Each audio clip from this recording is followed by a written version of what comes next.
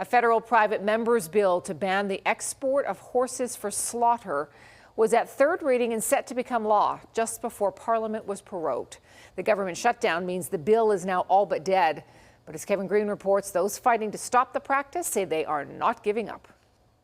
Last year, about 2,500 horses, the majority from here in Alberta, were loaded on planes and shipped to Japan, where raw horse meat is a delicacy. There they were killed and eaten. Animal rights groups have lobbied for over a decade trying to halt the shipments. We're taking Canadian horses, purpose-bred, putting them on long, terrifying flights to feed a very wealthy clientele halfway around the world.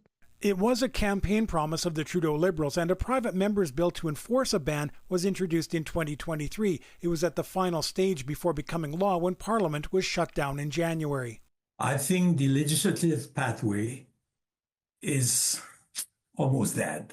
Independent Senator Pierre Delphine sponsored the bill in the Senate. He says shipments are inhumane, with animals in cramped quarters without adequate food or water while on their way to slaughter overseas. He says the bill to stop it, C-55, will get a breath of life, more of a last gasp when Parliament resumes, but it will be choked off the minute an election is called. Instead, Delphine now wants Canadians to write the Minister of Agriculture, demanding he enact new regulations. It's to put pressures on the Prime Minister and to put pressures on the Minister of Agriculture and to tell them it's time to deliver.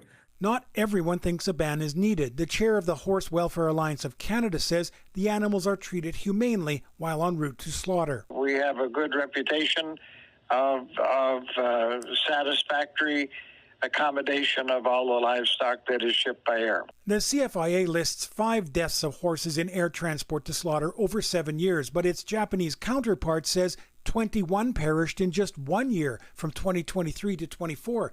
Those wanting a ban on such exports say even if the bill fails, their fight will live on. We're not giving out. Absolutely not. If where there's hope, we'll be there. According to Statistics Canada, the sale of live horses for slaughter abroad brought in $11 million countrywide in 2023.